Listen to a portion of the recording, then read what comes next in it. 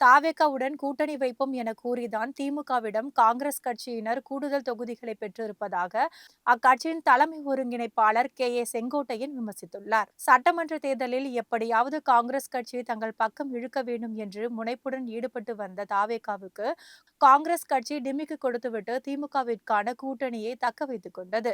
காங்கிரஸ் கட்சியின் இந்த சித்து விளையாட்டு அக்கட்சியுடன் கூட்டணி அமைக்கும் முயற்சியில் தீவிரமாக ஈடுபட்டு வந்த தாவேகாவினருக்கு கடும் ஏமாற்றத்தை ஏற்படுத்தியுள்ளது. இது குறித்து கோபியில் செய்தியாளர்களுக்கு பேட்டியளித்த செங்கோட்டையன், தமிழக வெற்றி கழகத்தால் காங்கிரசுக்கு பலன் கிடைத்துள்ளதாக கூறினார். தாவேகாவுடன் சென்று விடுவோம் என கூறி கூடுதல் சீட்டுகளை பெற்றுள்ளார்கள். ஒவ்வொரு கட்சியும் தங்களை காட்டிதான் கூடுதல் சீட்டு பெறும் நிலைமை உருவாகியுள்ளது என்றும் செங்கோட்டையன் சுட்டிக்காட்டினார். ஆட்சியில் பங்கு என்று தாவேகா அறிவித்தால்தான் மற்ற கூட்டணிகளிலேயும் பங்கு கேட்க தொடங்குகிறார்கள் என மேலும் கூறினார்.